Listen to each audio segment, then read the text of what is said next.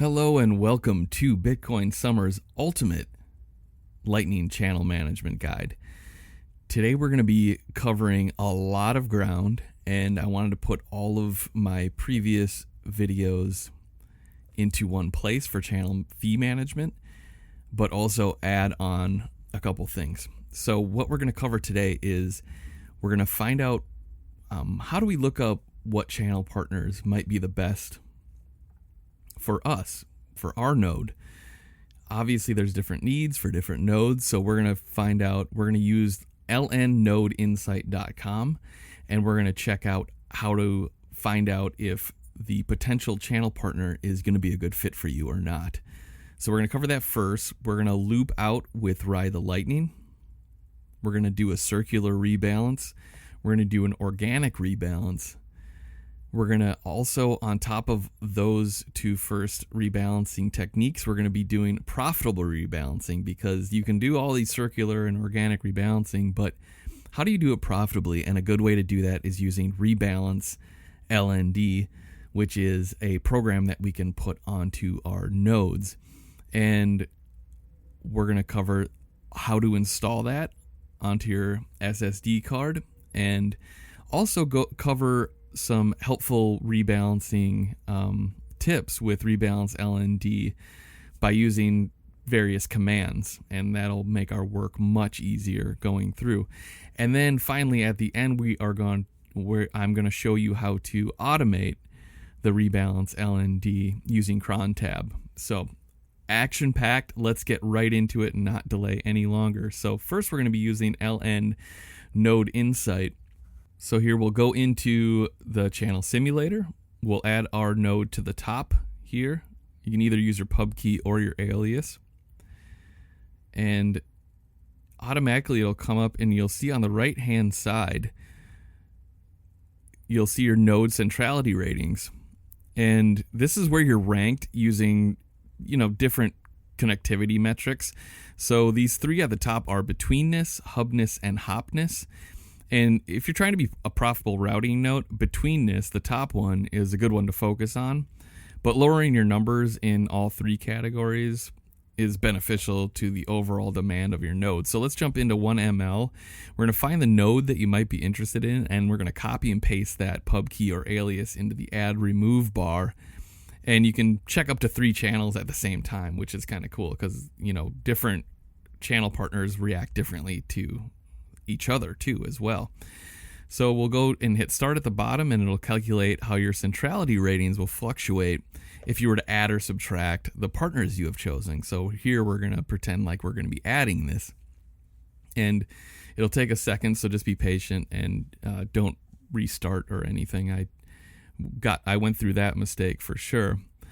But yeah, you can do 3 channel partners at a time, and it'll tell you how those will affect you. So as you can see here, by adding this partner, my betweenness ranking would gain 12, my hubness would gain 37, and my hopness would gain 7.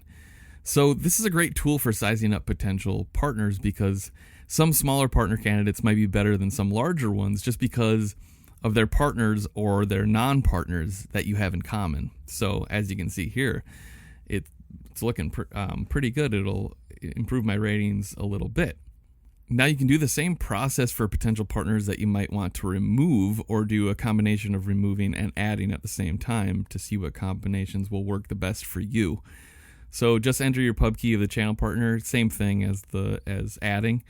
And as you can see, let's find this partner first. So let's say I want to get rid of my async channel. So let it go through, and as you can see, I would lose a lot of my ranking by just ditching this one node. So I might hang on to it for now. It's expensive to rebalance for me, but if I lose a lot of my centrality rankings, I lose a lot of my routing potentiality. So I'm going to hang on to it for now, and we're just going to keep it there. But why I wanted to do a loop out is because I had very unbalanced channels. So all of my balance, my SAT balance, or not all of it, but a lot of it, a large portion of it was on my side. So my outbound capacity was very high compared to my incoming capacity. I had over 20 million sitting on my Lightning wallet, and I had under 500,000 sats on my Bitcoin Core. So very unbalanced as far as my wallets go, but also my channels. So I had very large channel opens without getting inbound liquidity back from these nodes that I opened up with, because they didn't know I was opening up with them. So they're not going to return any liquidity back. So what that means is I have a lot sitting on my Lightning wallet. And so in doing so, my channel stayed extremely unbalanced. So with loop out, it gives us the opportunity to bring that liquidity back into our Bitcoin Core wallet. And with that, if you want, you can even open up more channels with that. So that's kind of a cool double feature there.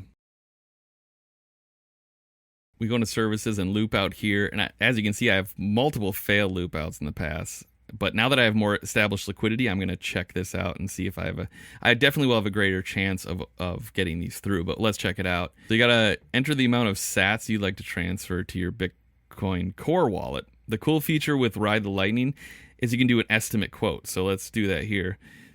You can estimate your quote, and this will make it easier to gauge how many fees you'll be paying. And this comes in handy because you can see by my failed transaction, it takes a bit of trial and error to get this going. So not all of these are going to land. It's very difficult to do, like I said, especially if you have not a ton of liquidity on your channels in general. So I'm going to try this 10 million sat loop out. I'm going to estimate my quote here. As you can see, we are going to be doing, we'll hit next down here. I just kept everything the same. Node local address. And then I'm going to go down to the bottom and initiate the loop out. And loop out request details. So it got placed successfully, but that doesn't mean it went through. And let me just, spoiler alert, it did not go through. So I ended up doing it on Lightning Terminal, and I did a 2 million sat loop and an 8 million sat loop to get that 10 million across the line. So that ended up being a little bit more expensive than I wanted it to be, but fees were really low. It was around 1 sat per byte on the mempool. So it wasn't that big of a deal, but it is 30,000 sats per transaction, so it kind of eats into your cost there a little bit. So the loop results, like I said, so now it worked on Lightning Terminal, and now look at my Bitcoin wallet. I have over 10 million sats on there. So now I can open up new channels. So we'll go to the forwards tab, and that'll check out all of our routing transactions. And this is a really good resource on ThunderHub. You can analyze what channels typically flow into one another, and that's a good way to gauge how much fees you should charge. Sometimes it's heavily favored in one direction, so you'll only get channel flow going in one direction. And that needs to be taken into account when you do adjust these fees up and down. I haven't had much luck doing a channel rebalance on ThunderHub, so I prefer to jump into Ride the Lightning like we just did with the loop out. And you should have 2 channels in mind when you're rebalancing with this method. So first we locate the channel with the fatter outbound liquidity, and you click actions, then circular rebalance on that channel. So then you'll pick the amount that you want both in balance as closely as you can get. So it doesn't have to be perfectly balanced. You have a better shot at rebalancing a smaller amount. So don't come out of the gates firing with like a huge amount, unless you know that you can get a lot of liquidity through that. Like I said, it's a lot of trial and error, and you'll get to know your channels a lot better and a lot more intimately once you start going through all of these processes. So don't worry about all of the specific details right now. So in this case, I selected 1.5 million just to get those more in balance. So you're going to click on Estimate Fee button. This is just like the loop out. I take a second to run through a couple routing options for the rebalance when you hit the Estimate Fee here. So give it a little second. So with Ride the Lightning, you can either select a specific sat limit, or you can do a parts per million limit. So that's a sat per million that goes through a transaction. It just couldn't find a route to get through. So a good method is to lower your sats that you're going to want to rebalance until it works. So keep going down in number, and then you'll keep trying. So that was 1.5 million. It doesn't cost you anything, like I said, to go through. So if your desire is to keep a node profitable, and to be honest, this should be really everyone's goal, because you don't want to lose Bitcoin, this is where you're charging the appropriate amount of PPM comes into play. And this is where you need to get really technical with it. In order to get this transaction to work, it'll only cost me about 66 cents, which is great if you can keep the channel flowing with parts per million set over 1,400 sats. So if I'm able to get flowage on this channel for 1,400 sats, then this transaction would make sense. So here it's about to, I'm jumping ahead of myself a little bit, but see, now the total is going to be, you move over the decimal place 3 places here, it's going to be 1,400 sats, which was my cost here that I paid actually. And I'd have to charge that per million, because this was at 1 million. I switched it to 1 million sats now. Now I'm going to charge over 1,400 sats. That's the break even, just to make this profitable. And with the way that my node flows, I can assure you this slow routing, this was going to slow routing to a trickle, if not completely stop it whatsoever. So with my business mind ticking, it's obviously not a sustainable solution. So who is Lorax? So he runs a successful node. It's a profitable node, and he did it in a short period of time. So I do want to take advice from him on how to improve it. So this interested me about just setting it and forgetting it, because that's what I was doing before. And his point is consistently you have to tweak your fees in order to drive flow in certain areas. So you need to set your fees lower when you have more outbound capacity and higher as it gets depleted. That's what he quotes here. So I just did this one-sided channel open with Wallet of Satoshi for 2.5 million sats, as you can see here on my Thunder Hub. So how should I set my fees right off the bat?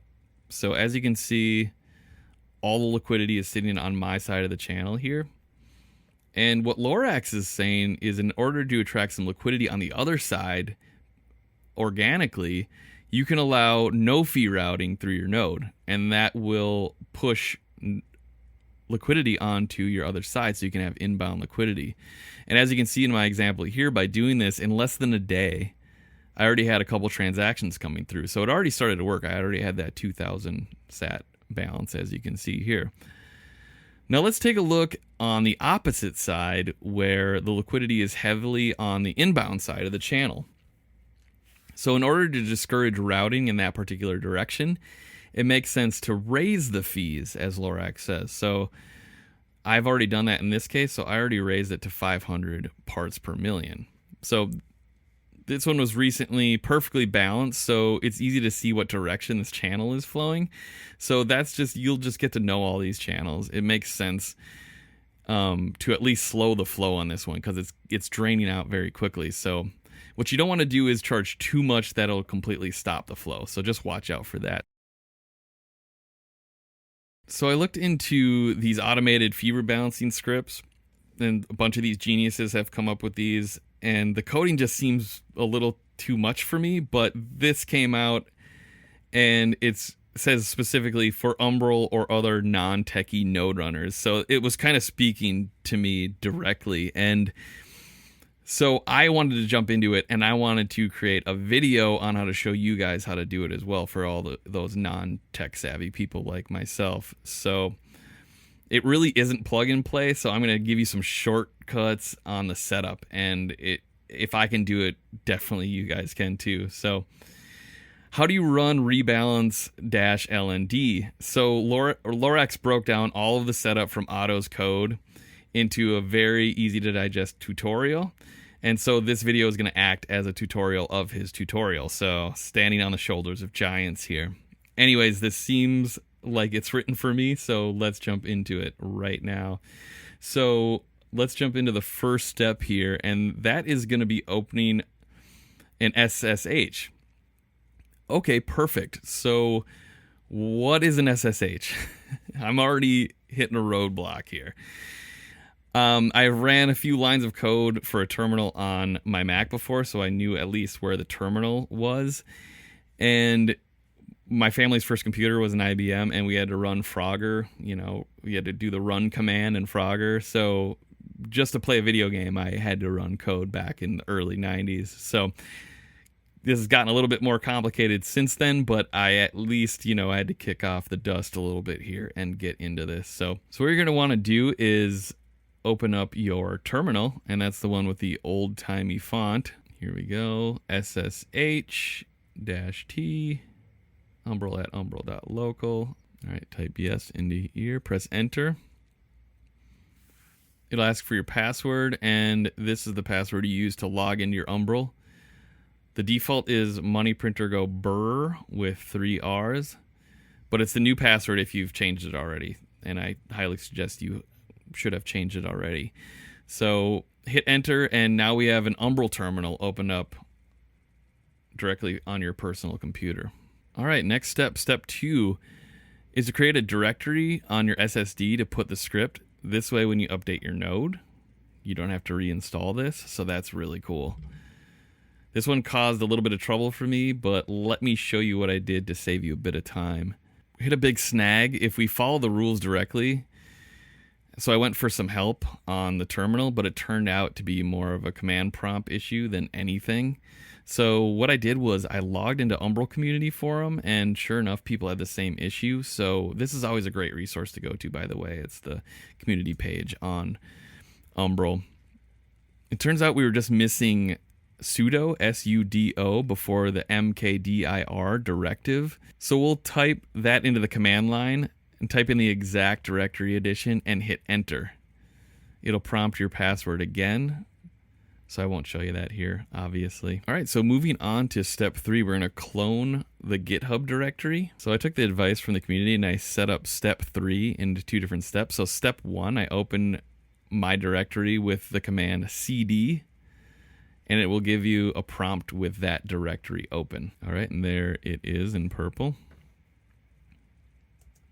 Now that step's complete, step 2 of step 3, we will use the git clone command, but this I had a bit more trouble, so let me walk you through that. Yeah, as you can see here, I had a bit more trouble with this one, and I tried a couple different things, and I couldn't really figure out what I was doing wrong. I had my correct directory open, but I just couldn't figure out what the deal was. I kept getting red error signs here. So I jumped the gun a little bit, and I tried to install the file I needed without using git clone. But finally, I had success again with entering sudo, so sudo.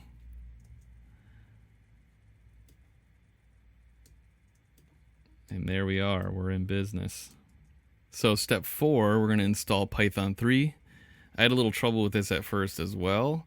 Kept getting this errno2 error message. Tried all sorts of stuff, but the trusty Umbral community came through yet again. So with the font on the Umbral page, I thought it was is command, but once I figured it out, it was ls command to see the folder in the directory, and I was in business. So see Rebalance-LND in purple down there. And that's where we want to be. Then you create a Rebalance-LND directory in your original Rebalance-LND directory. We're going to look for our specific files, and we want to make sure that our requirements.txt, and there it is right there, as you can see next to that green. Type your pip3 command to install your text file. This takes quite a while to load, so be patient and don't close your terminal down. But this takes a long time, but we got it. So we're going to test if it works by listing our channels out. Again, I couldn't figure out the command. After a few tries, I realized you need to put Python 3 in front of all your commands when you're using this program. So there it is, my full node list. All of my channels appear, and there's this neat little text version of all my balances. So this is extremely cool. So step 6, we're going to try to do 100,000 sat rebalance just to test it out. So I keep track of all of my routing in a nice little spreadsheet, and I marked a couple of these transactions wrong, but where you see the negative numbers, that was my rebalancing transactions. As you can see, very expensive. So Wallet of Satoshi is by far my busiest outbound routing channel. So this is where I'm going to focus my rebalancing scripts on, my first couple checks, because I know I can generate some action. So that's where I'd like to be profitable.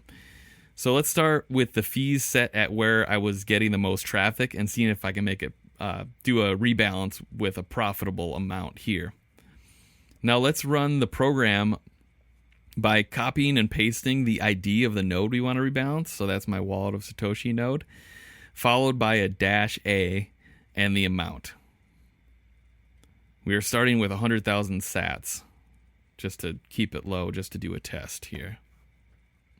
And another issue, I forgot about Python 3, so make sure you're entering that before every command. So successful rebalance shows up in blue, and it'll say increased outbound liquidity on, and it'll say your node name, and then the fee parts per million, and then it shows you the fee that you paid. So take a peek here. I paid 12 sats. So if I can get this channel to still flow at a fee set above 124 ppm, then I can run this channel into perpetuity on a profit. Next, we'll check out rebalance with fee considerations. So now that our 100,000 test is over, we're going to go back into ThunderHub. We can tweak some fees. Originally, it couldn't find a route for Wallet of Satoshi because I had my fees set too low. So what this script does is find only profitable routes. It takes in all the calculations for the fees you would be missing out on the channels that it's pulling liquidity from. So that's a really cool feature. So at 20 parts per million for Wallet of Satoshi, I just couldn't simply find. I'd be losing Bitcoin on every transaction that I'd be transacting with these rebalances. So at 200 ppm, I did actually get a few successful routes before I started running this program. So I'm going to try to aim for that region because I know I can get payments routed through there. And I actually got one at 600 ppm at one point, but I want to keep my channels as low as possible. So I'm going to go back into the terminal, put in my Python 3 command with the amount of sats. And here we're going to start with 1 million. So that didn't work, so let's try 750. That didn't work, so let's try 500,000. So here we are processing. We're getting closer. We're doing some processing. Okay, so it's trying a lot of different routes here, so let's speed it up a bit. It ran 60 different routes to no avail. So what I'm going to do is boost the fee to 250 parts per million, since it is not able to find any possible profitable route to make this transaction at 200. So working, and success. You see blue, and it's gone through. That's what I always say. So it worked at 250 parts per million. And now if I can generate some flow on that level, I could make this a profitable channel. So that's a really cool thing. All said and done, for about 500,000 sats rebalance, it only costs about 88. So my 88 sats that I spent on that rebalance is way better than what I spent before I had this script. I was paying 1,000 to 1,400 sats to rebalance this every single time. So that's just crazy.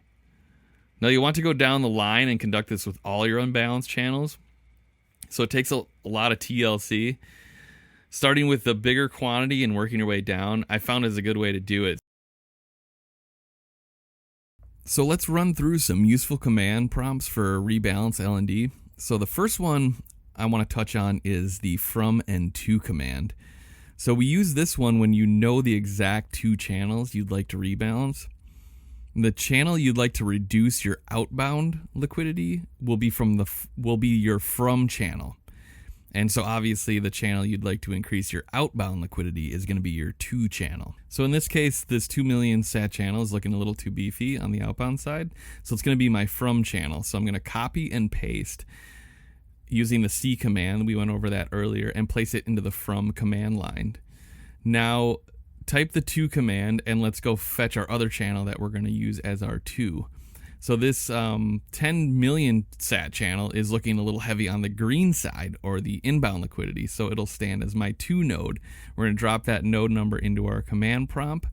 I didn't specify any amount, so it'll try to rebalance the channels selected as well as possible, as well as it can. So it might take a couple tries because it might try too many sats and might not be able to find a good route.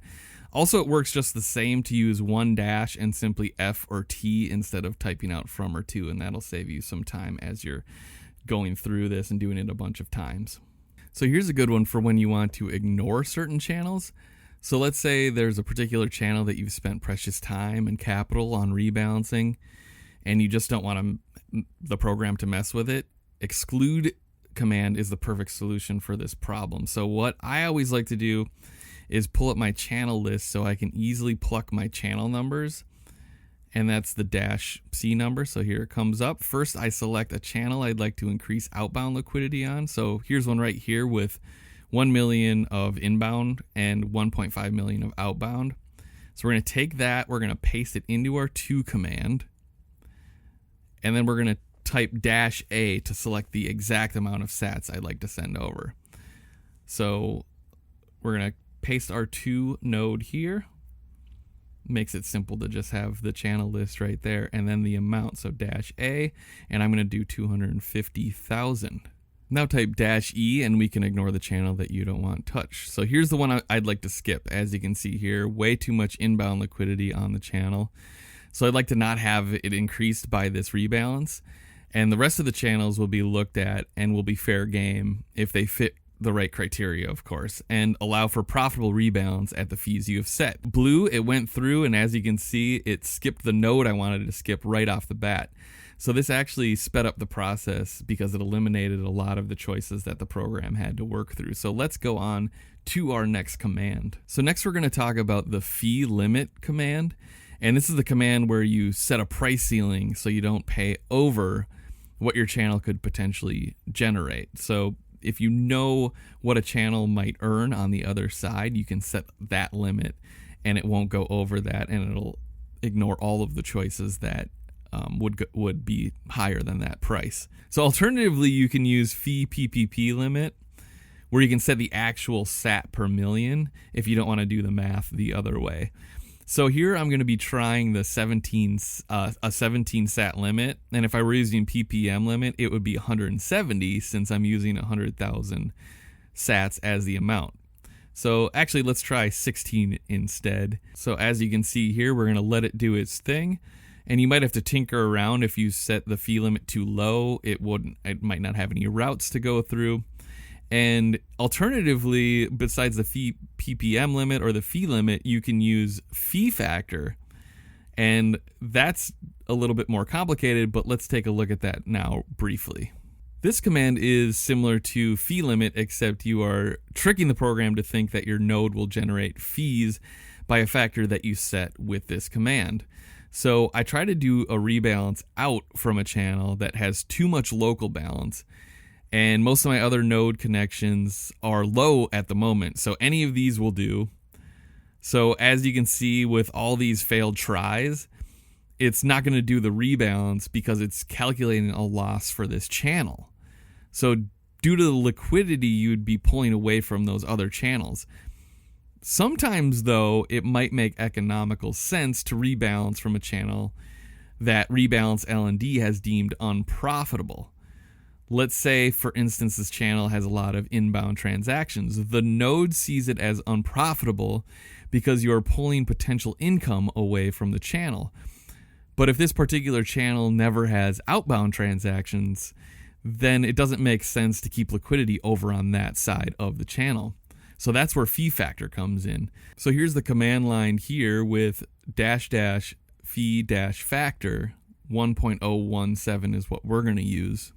And what it does actually is just literally increase or decrease, if you go under 1, the amount of routing possibilities that it will check, but it will still not rebalance if it's not profitable. So for that use case, we jump to the reckless command. The reckless command, starting with an R, that's not a typo. This is my new favorite tool in my toolbox. As I said in the previous command, I want this channel to have more inbound liquidity because it pulls in a lot of inbound routes and has never done an outbound transaction, actually. So therefore, I need to uneconomically balance this channel to the inbound side. Quite the opposite tactic that you might take for any of your outbound routing node partners. So this is usually the node providing a good portion of the transaction, so I want to keep it as liquid on that side as much as possible. So this is where reckless comes in. You can see the program uses this node's potential gains into the calculation, but I never earn anything from outbound liquidity on this node. So the lack of profit does not concern me because it's not a true view of how my channels operate.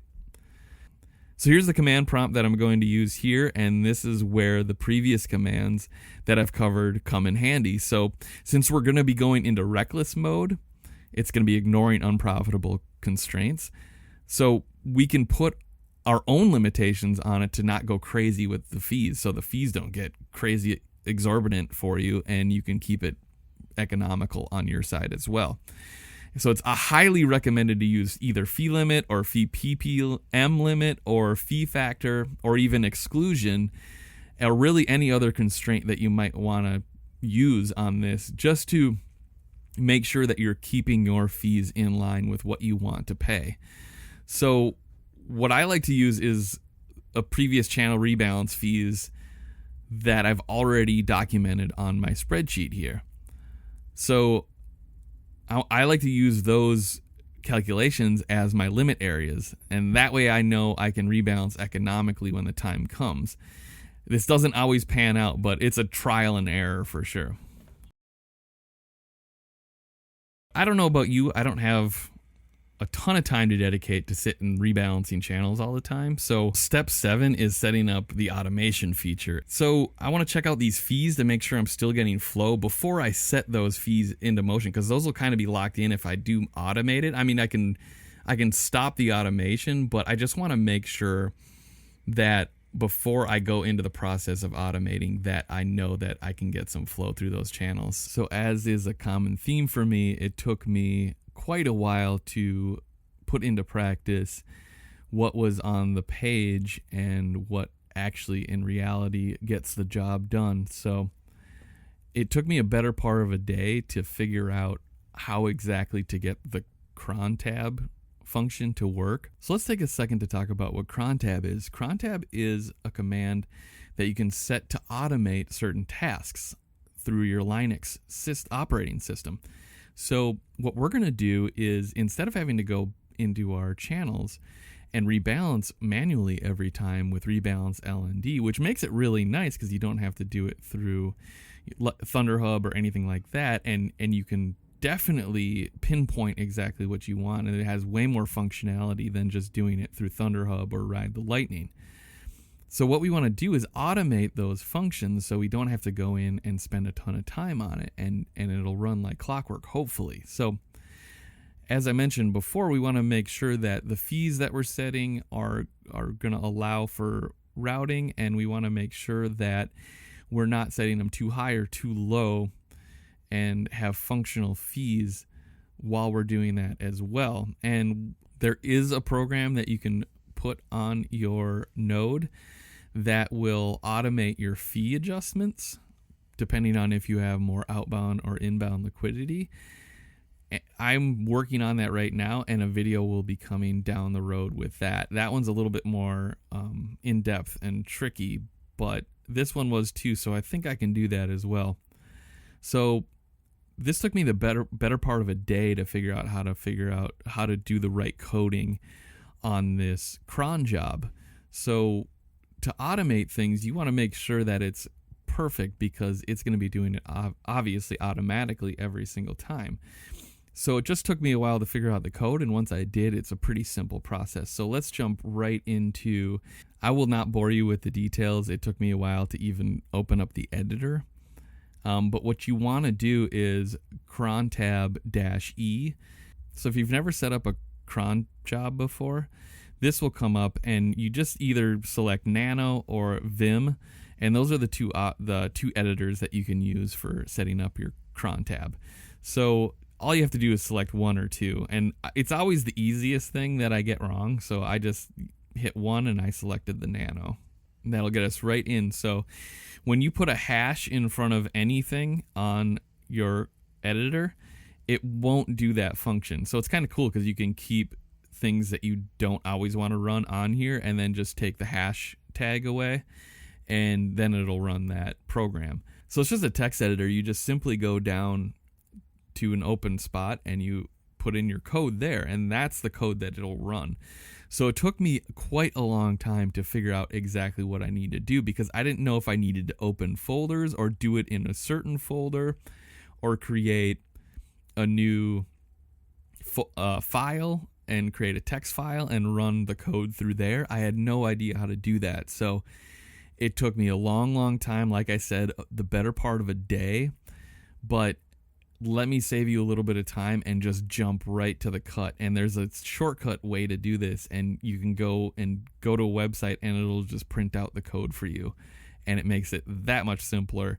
And also at the same time, there is a time code as well, and that'll determine how often it will run your code. So that gets a little tricky too, but there's also a website for that. So let's jump right into that, and we will figure out from these two different websites how to formulate our code that we want to write for our cron job.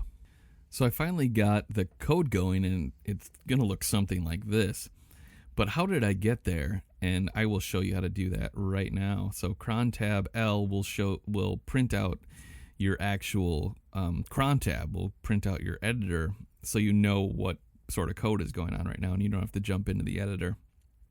So as you can see here, this one went through successfully and only did 13 sats. Really profitable rebalance. And how I finally ended up doing this after the course of a day is using the Crontab generator, and that's at crontab-generator.org. And as you can see here, you can do the time code on here as well, but that is really difficult from this website because it doesn't give you all of the exact options that you might want. It's just kind of generic. I like to use a different site for that, so we'll touch on that a little bit later. If you want to do a generic setting like this, you can do every minute, even minutes, odd minutes. You can do every hour, even hours. So it sets it all out for you here. But what I wanted to do was every hour, but at the 15-minute mark. So I wasn't sure how exactly to do that. It does not have an option for that here, so that's why I use this other website. So let's jump to the actual piece of code. So you go to the bottom, you just put in very simply your command to execute, and this is exactly what you would be putting in if you were running the code. So you open up your directory, so that's that first bit of code right there, and then you separate the two out by putting 2 ampersand symbols and then your next piece of code. And that's the code that you actually use to manually run your rebalance. It's just the 2 simple pieces of code, and you put the ampersand symbol in between, and it'll run those right one after the other. So that's really, really cool, because I didn't know exactly how to get your folders open that you needed and your files open that you needed to run your rebalance job. So this is just a simple way to do it. And then at the top of the page, it'll generate your code. And so what I did was just take out that timestamp, and I deleted that, and then I added it from this other website, and we'll jump into that now. Okay, so this is how we get our perfect time code. And like I said, you can use the one from the Crontab generator, but this one's really good for just the time code part of it, and it's called crontab.guru. And so let's just say you can go in and play with this, and it's really cool. It just sets up the code for you. But let's say you wanted it at the 15-minute mark every 3 hours, and then that's it. You don't need to put a month and a day, and so that's why you'll leave these 3 asterisks here, but you can schedule it monthly or weekly as well. But as we know, that the needs of rebalancing usually is a little bit more immediate than that. So let's say we want 15 minutes, so we just put in the 15 here, and see, right as it stands right now, it's doing the exact time. So that's not what we want. We don't want to put the exact time in. So we're going to do at 15 minutes and then \3. So that'll do it at the 15-minute mark that'll do it at 15 minutes past every 3rd hour. So, and then it'll even tell you when the next time that'll happen. So that'll happen at 12:15. And that is 3 hours from now. So this is really cool. So all you'll do is just copy and paste that, put it into the beginning of your code on Crontab generator, and then you have your complete line of code. This is such a great option. It's fun to play around with, so check it out, crontab.guru. But here it is, and this is what I was missing before, is the dev null code at the right side of the piece of code that you want to copy now and copy and paste and put it into your cron file, your editor. So let's go back in and we can open up crontab-e again. That'll open up our editor. And what we're going to do is obviously delete our old piece of code that didn't work and paste our new one in. And that's how you do it. Once you have your code set, then you can hit Control-O and then enter, and that will write your new code. And then you hit Control-X, and that'll get you out of the editor. And what I like to do is just double check Crontab-L, and that'll print out your editor text. And you can double check and make sure that your code is right and set and that you didn't put anything else in that you didn't want in there. So the author of this tutorial came out and said that, this min remote control does not work, so we can't balance our channels up to a certain level automatically with Crontab, and he says he will update that. So we're still waiting on that. But we can get creative, and we can use the commands that I went through in this tutorial, and we can set those as our boundaries and get a little creative with it and not go outside of our comfort zone with the automation that we set. So let me just show you a simple example of how we use the exclusion function that I went over earlier to set our parameters, and then that way we don't have to worry about the min remote, and we don't have to worry about certain other commands that don't work with this cron tab. So let's go back into Thunderhub and check out what I'm talking about here with our channels.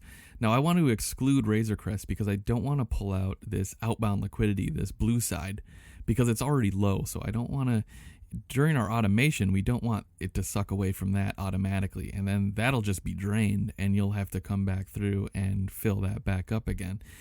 So I want to exclude that. So what I can do is write my exclusion code, my exclusion command that we talked about earlier, and you can put it right into your automated code.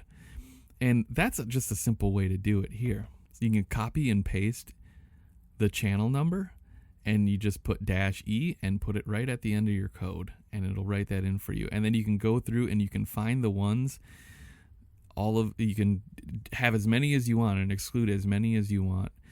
And you just find your channel number and you put that -E and you put that in, and it'll exclude all of those every single time that it runs the program.